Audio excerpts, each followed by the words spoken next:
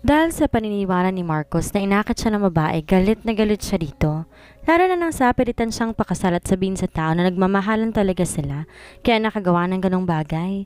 Tinanim niya sa isip ng babae na hindi niya ibibigay ang kaligayahang hinahangad nito at gagawin niyang alipin ng dalaga.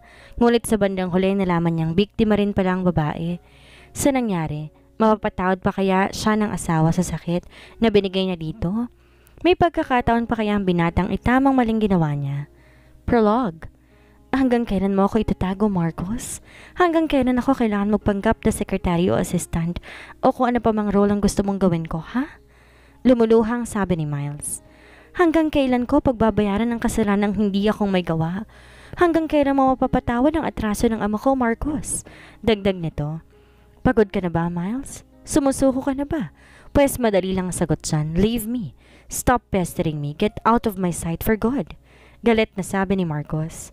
But the moment he saw the tears run on her cheeks na akala mo malakas na gripo parang may kumurot sa dibdib ni Marcos. Namayani ang katahimikan. Para kay Miles sapat nang narinig para isukong laban. Talo na siya so ano pa bang ipaglalaban niya? Kung ang mismong taong gusto niyang ipaglaban, kung yung mismong lalaking akala niya.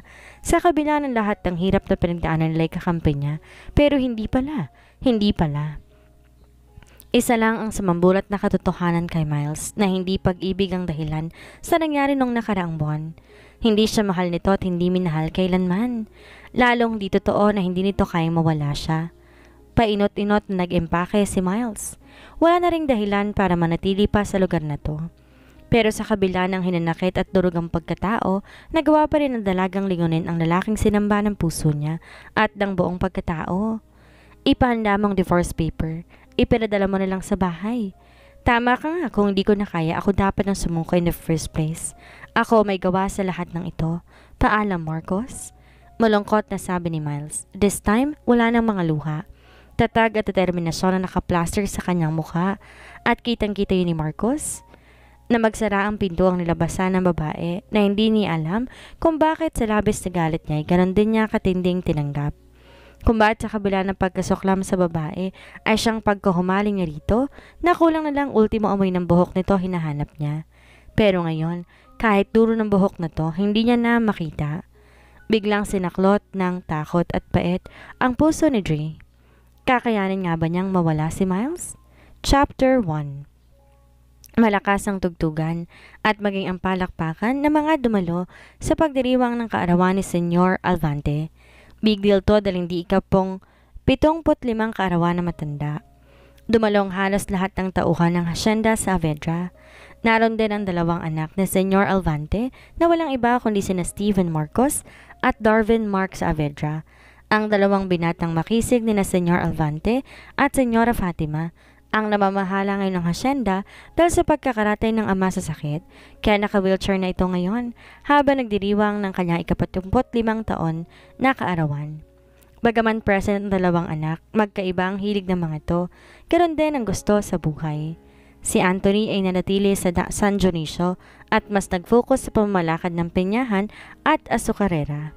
Samantalang si Stephen Marcos ginamit ang pinag-aralan sa abroad para palawakin ang investment at negosyo ng pamilya sa Maynila. Paminsan-minsan pag may mahalagang okasyon sa pamilya, napipilitang umuwi si Marcos sa Negros para magpakita sa ama.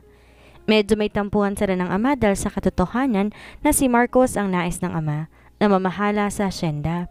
Bukod kasi sa business nga ang tinapos ng panganay na anak, ay ito rin ang napupusuan ng mga tao sa buong hasyenda. Iba kasi ang ugali ni Anthony, malayo sa pagiging wais at matalino ni Marcos. Bukod pa sa may pusong masa si Marcos. Samantalang ang anak nitong bunso na si Anthony bukod sa babaero, malikot sa babae, irresponsable at tamad pa, masayang nagdiriwang ang lahat ng mga tauhan ng hasyenda. Ngunit hindi ang grupo ni Kakarding. Mga tauhan silang pinatalsek ni Anthony at pinagbintang nagnakaw pa ng ilang sako ng asukal. Sa isang sulok ng pagdiriwang, makikitang nanilisik ng mga mata ni Kakarding habang inaaral ang galaw ng pamilya ng mga Saavedra.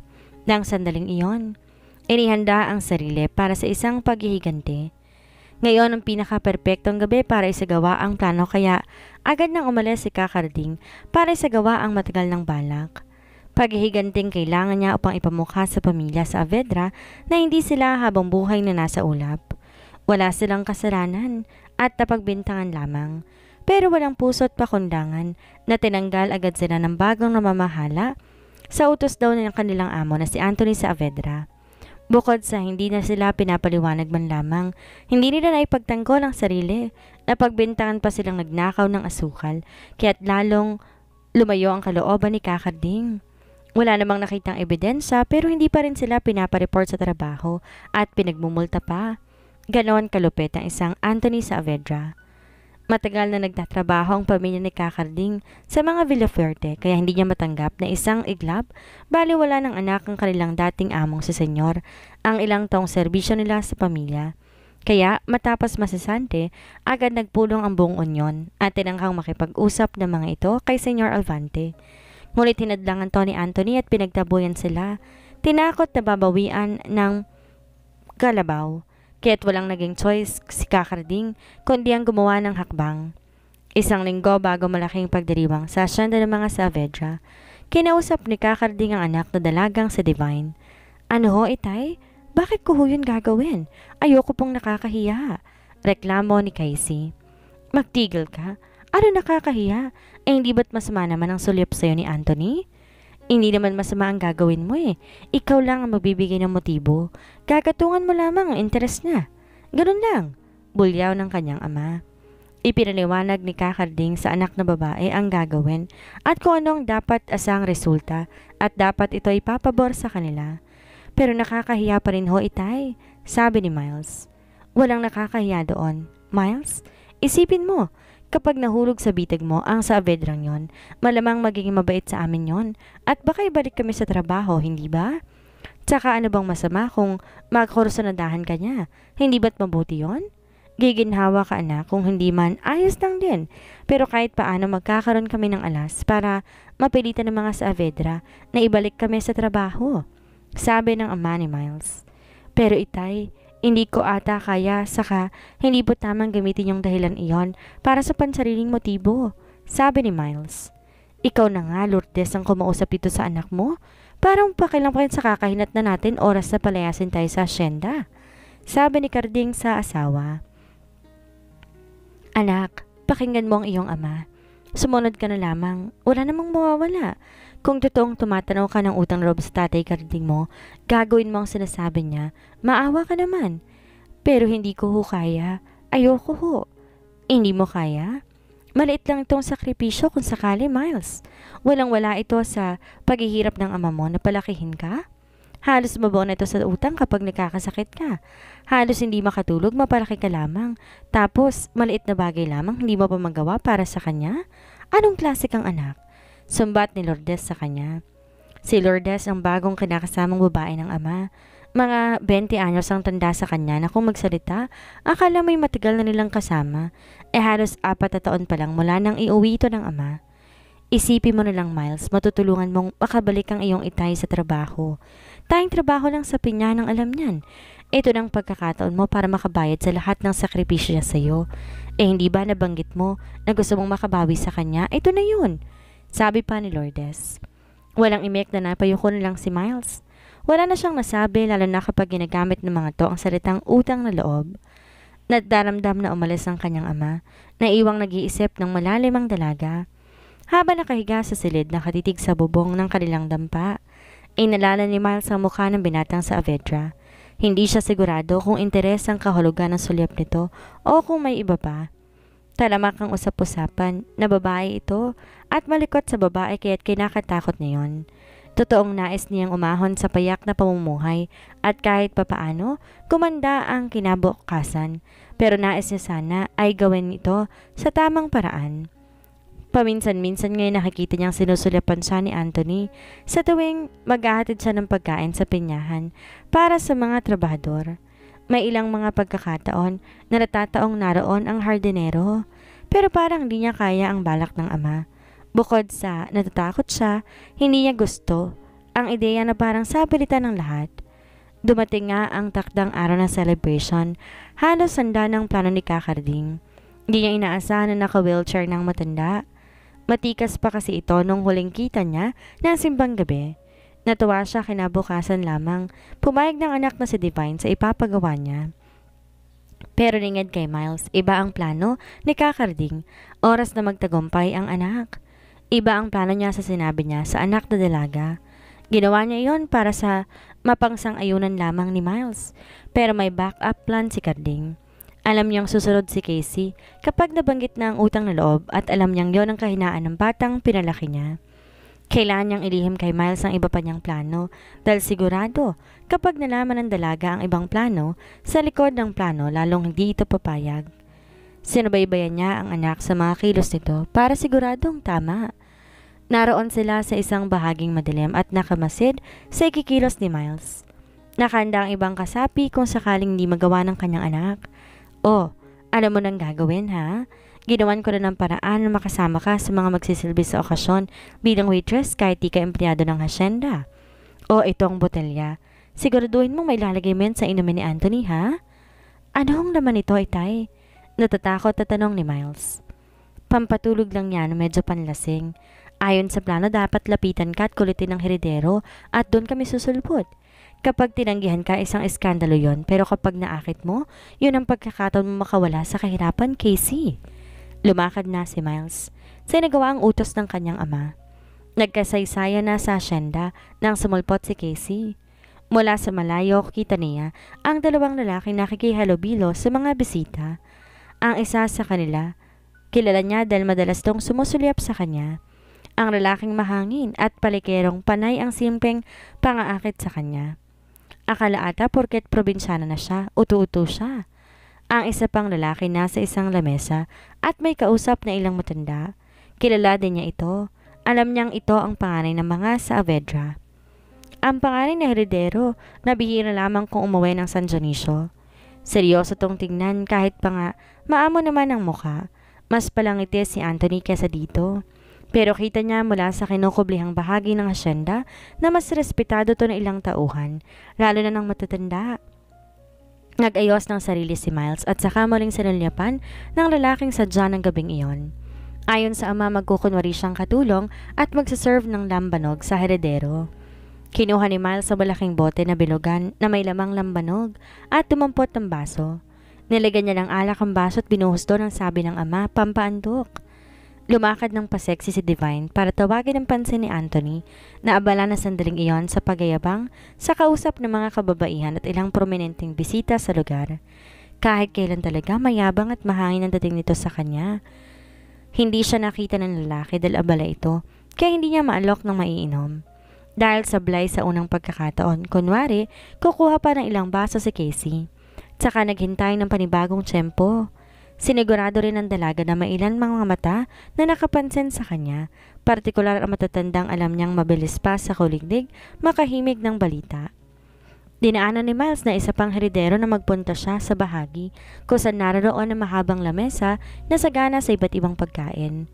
Abala rin ang isang heredero sa pakikipag-usap at nakita niyang sumulyap ito sa kanya pero kumunot ang noo. Masungit at suplado talaga ang panganay ng mga Saavedra, kaya hindi na siya nagtaka pa kung bakit malayo to sa maraming tao at di masyadong palakaibigan. Samantalang isang heredero akala mo tatakbong alkalde ng lugar. Humugot ng malalim na hininga si Miles at muli tinoon ang pansin sa herederong pakay. Abala pa rin to pero nakaakbay na sa isang babae na tila naman nakapulupot na dito. Medyo paralim pa ang gabi. Palapit na si Miles sa peso ni Anthony nang bigla magsalita sa likod niya. Miss, kanina pa ako naghihintay na malagyan ng alak ang lamesa ko pero dinadaan-daanan mo lang ako. Sabi nito sabay kuha ng baso ng alak na hawak niya na inaabot sana kay Anthony. Oh no, hindi. Teka. Sir, kasi hindi masabi ni Miles ang dahilan. Nanlambot ang mga tuhod ni Miles sa takot, lalo pa na makita niyang tinungga ng alak ang lalaki sa baso habang pabalik ito sa lamesa nito. Paktahin na po, Diyos ko. Anong gagawin ko? Sablay ang plano ni tatay. Yari ako nito. Agad na bumalik si Miles sa sulok na bahagi ng hasyenda, kung saan naroon at nakaakba ang kanyang ama at ilang kapanalig. Napainom mo ba? Itay, mali pong nangyari. Hindi po kasi nagawin tingin na Senyorito Anthony sa akin, kaya hindi ko po maalok ng alak kaagad. Nang ikalawang subo ko po, nakita ko ng kapatid niya, yung kapatid ni Auntie na nakainom ng masungit na panganay. Natakot na po ako kaya umalis agad ako at di ko na napainom si Anthony. Pag-amin ng dalaga. Ano? Yung masungit ang napainom mo? Paano yan? Naku, maiyari tayo. Wala tayong mapapala doon, lalong di natin mauuto yun. Kaya nga po ano pong gagawin ko? Baka matugunan pa niyang may pampantok ang alak. Kasi kung kay Anthony sana, maraming to na inom hindi mahahalata.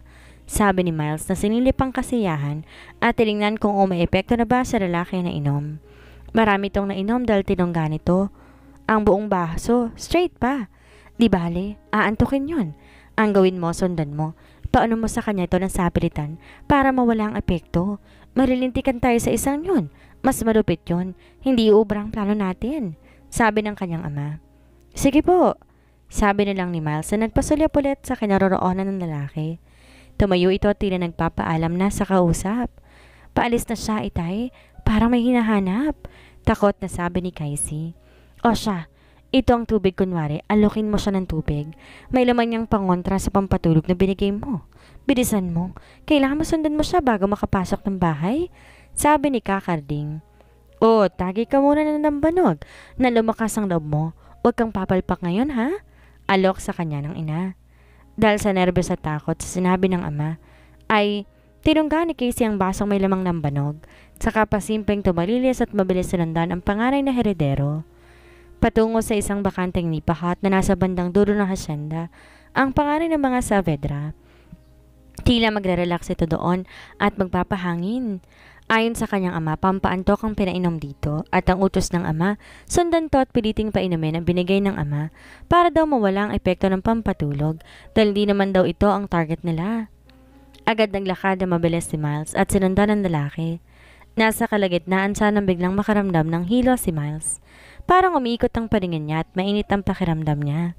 Dire-diretso ang dalaga sa nipahat. Samantala, parang hinila naman ang mata ni Marcos na pumikit at nakakaramdam din siya ng pag-iinit ng katawan. Para siyang nahihilo at nagdodoble ang paningin niya. Hindi malaman ng binata kung nahihilo na siya sa kalasingan o sadyang antok at pagod lamang siya sa biyahe.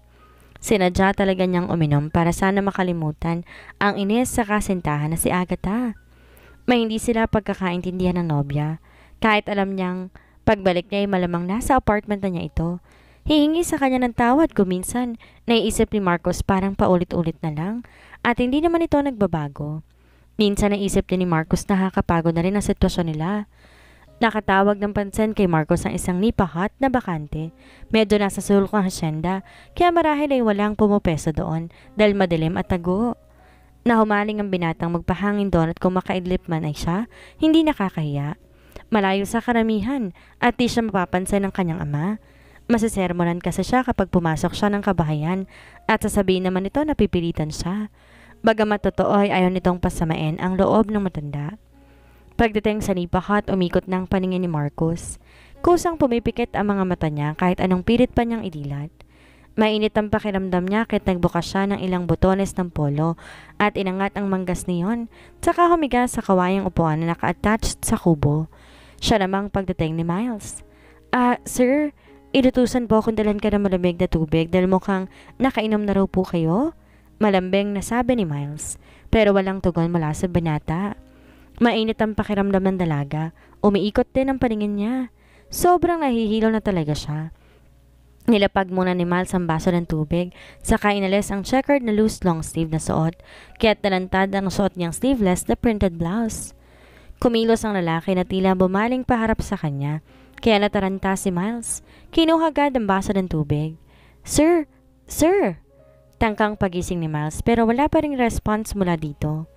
Yumuko si Divine para sa tenga bulungan ng lalaki para sa mas malapit sa tenga nito at mas marinig pa nito. Pero laking gulat ni Miles nang kabigin siya nito, kaya't natapon ang baso na may lamang tubig na may gamot.